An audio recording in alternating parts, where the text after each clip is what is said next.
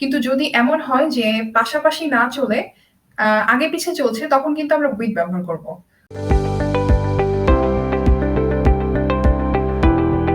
আসসালামু আলাইকুম এভরিওয়ান।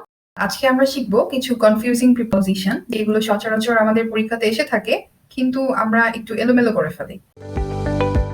আজকে আমরা শিখব অ্যালং, অ্যালংসাইড এবং অ্যালং উইথ কোথায় আমরা কিভাবে ব্যবহার করব।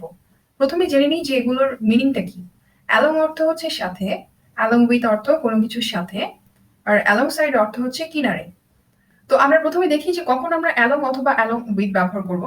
দুটি নাউন যখন সাথে সাথে চলবে কিংবা একসাথে চলবে, একসাথে বলতে একদম পাশাপাশি একসাথে চলবে, তখন আমরা অ্যালং ব্যবহার করব। কিন্তু যদি এমন হয় যে পাশাপাশি না চলে আগে পিছে চলছে, তখন কিন্তু আমরা উইথ ব্যবহার করব। তো আমরা কখন অ্যালং অথবা অ্যালং উইথ ব্যবহার করব? এটা ব্যবহার করব যখন দুটো নাউন একসাথে পাশাপাশি চলবে। যেমন we are walking along chatting, মানে আমরা একসাথে হাঁটছি এবং কথাবার্তা বলছি।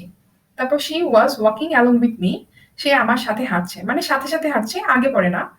কিন্তু অ্যালং সাইড অর্থ হচ্ছে কিনারে।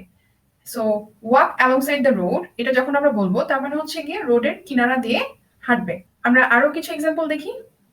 যেমন we walking along the beach, মানে আমরা বিচের সাথে সাথে হাঁটছি। সো বিচ হোক যেখানে, আমরা সেখানে বিচের সাথে সাথে আমরা হাঁটছি। এক্ষেত্রে আমরা অ্যালং ব্যবহার করব। আবার there is a way along with the river, এখানেও আমরা অ্যালং উইথ ব্যবহার করতে পারি কিংবা অ্যালংও ব্যবহার করতে পারি, যেহেতু এখানে সাথে সাথে বোঝানো হচ্ছে। যেমন আমরা ছবিটির দিকে দেখি যে একটি নদী এবং নদীর সাথে হচ্ছে কি একটি রাস্তা চলে গেছে এবং দুটো প্যারালালি একসাথে যাচ্ছে। সো এরকম একসাথে যখন যাবে তখন আমরা অ্যালং উইথ কিংবা অ্যালং ব্যবহার করতে পারবো। আমরা 3 নম্বর এক্সাম্পলটা দেখি। Don't park your car along side the road, মানে রাস্তার কিনারে তোমার গাড়িটি পার্ক করবে না। সো আমরা যখন এরকম রাস্তার কিনারে বুঝাবো, তখন আমরা অ্যালং সাইড ব্যবহার করব। আরো কিছু এক্সাম্পল আমরা দেখি। যেমন there is a blank cheque along with document, এখানে আমরা দেখতে পাচ্ছি যে দুটি নাউন আছে, একটি হচ্ছে গিয়ে ব্ল্যাঙ্ক চেক আর একটি হচ্ছে ডকুমেন্ট। সো দুটি একসাথে তাদের ব্যবহারের কথা বলা হয়েছে। সো এই জন্য এক্ষেত্রে আমরা অ্যালং উইথ ব্যবহার করব, আবার অ্যালংও আমরা এখানে ব্যবহার করতে পারি।